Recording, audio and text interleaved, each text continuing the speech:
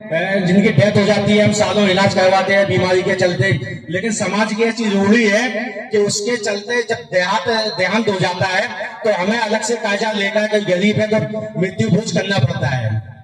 तो लोग कहते हैं कि तुमने पैसा बचा लिया, तो उसको दिखाने के लिए हम लोगों ने बच्चों को पाठ पुस्तक वितरण किया, जरूरतमंदों को कंबल वितरण किया और समाज में एक बहुत बड़ा संदेश दिया गया। जालौन जिला से कोई होगा वहां जाएंगे तो अभी चाचा का विषय बना हुआ है।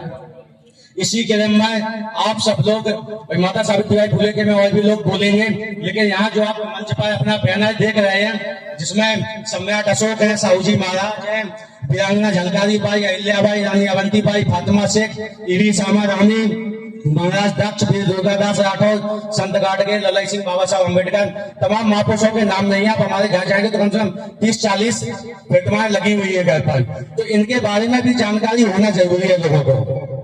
जैसे हम अगर शुरुआत करें वीरांगना झलकारी बाई से, आप लोगों ने यहाँ आज नाम देखा होगा कि झलकारी बाई, लेकिन पता नहीं है किसी को झलकारी बाई कौन थी। एक कहानी चलती चली आ रही है कि जो खूब लड़ी मर्दानी थी वो झांसी वाली रानी थी। अगर आप इतिहास पढ़ेंगे तो जानेंगे वो झांसी वाली रानी नहीं थी, उनकी हमशक्ल उनके महल में काम करने वाली झलकारी बाई थी, जिन्होंने युद्ध कौशल सीख रखा था। जब 1857 की क्रांति हुई और अंग्रेजों ने जब झांसी के किले पर आक्रमण कर दिया तो झांसी की रानी लक्ष्मीबाई पीछे के दरवाजे से छिपकर ग्वालियर निकल गई और हमारी वीरांगना झलकारी बाई लड़ते लड़ते शहीद हुई। बहनों को ये पता होना चाहिए कि हमारे समाज वर्ग से कितनी महान लोग थे।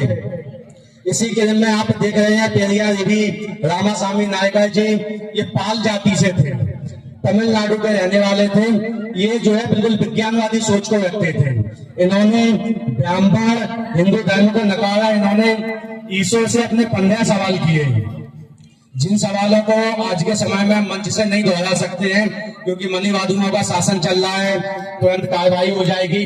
लेकिन मानवों का इनको देखकर आप गूगल पर सर्च कर सकते हैं इनके क्या क्या सवाल थे, किस विषय में सवाल थे। इसी विषय में आगे चलते हैं। जब हम माता सावित्रीबाई फुले की जयंती मनाते हैं तो हमें शिक्षा पर जोर देना चाहिए। बहनों को, महिलाओं को, बेटियों को अपना पढ़ाना चाहिए। आगे चलते हैं तो संत गाडगे महाराज को आप देख रहे होंगे, तो संत गाडगे महाराज ने शिक्षा के लिए इतना महत्वपूर्ण संदेश दिया। उन्होंने कहा कि भूखे रह लेना, एक रोटी कम खा लेना, फटे पुराने कपड़े पहन लेना, जरूरत पड़े तो थाली भी बेच लेना, हाथ पर रोटी रखकर खा लेना, लेकिन बहन बेटियों को पढ़ाना, क्योंकि शिक्षा ही हमारा सच्चा उद्धार करा सकती है। इसी के दिन में आगे चलते हुए आप देख रहे होंगे पेरियार ललाई सिंह यादव, ये हमारे गया जनपद जालौन के नजदीक कानपुर देहात औरैया के पास झिंझक गांव से हैं।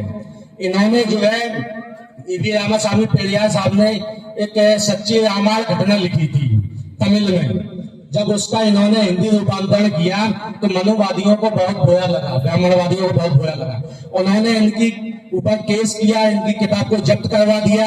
एक कोर्ट गए पेरियार ललाई सिंह यादव जी, कोर्ट में मुकदमा चला सालों तक और ये जीते, क्योंकि इन्होंने जो सच्ची रामायण कहानी लिखी थी। आज जो आप टीवी में सीरियल में देखते हैं वो सब कुछ नहीं है। आप पढ़ेंगे, गूगल करेंगे, आजकल तो सोशल मीडिया का जमाना है, तो सब देख सकते हैं ललाई सिंह के बारे में क्या लिखा क्या नहीं। तो सरकार ने, उत्तर प्रदेश सरकार ने इनसे माफी मांगी इनकी किताब जब्त करने के लिए और इन्हें हाजा खर्चा दिया और इनकी किताब को संचालित करवाया। इन्होंने भी जो है समाज के लिए काफी जागरूकता फैलाई, पढ़ने के लिए आग्रहित किया। आगे आप देखते हैं इसमें हॉकी के जादूगर मेजर ध्यानचंद कुशवाहा का वर्णन नहीं है। तो हम बताना चाहते हैं कि जिस समय हिटलर का शासन था उस समय हमारे समाज में जन्मे मेजर, हॉकी के जादूगर मेजर ध्यानचंद कुशवाहा जी, इन्होंने हॉकी में भारत को 3 गोल्ड मेडल दिलवाए, इसलिए इन्हें हॉकी का जादूगर कहा जाता है। जब ब्रिटेन से इनका मुकाबला होना था तो उसने अपना क्या हिटलर ने इनको प्रलोभन दिया कि आप जो है हमारी टीम से खेल लीजिए तो हम आपको काफी ढेर सारा पैसा देंगे, लेकिन इन्होंने कहा हम देश के लिए जिएंगे, देश के लिए मरेंगे। और इन्होंने कभी जो है हिटलर के लिए नहीं खेला, भारत के लिए खेला। एक झांसी में फौज में मेजर थे। इसी क्रम में आगे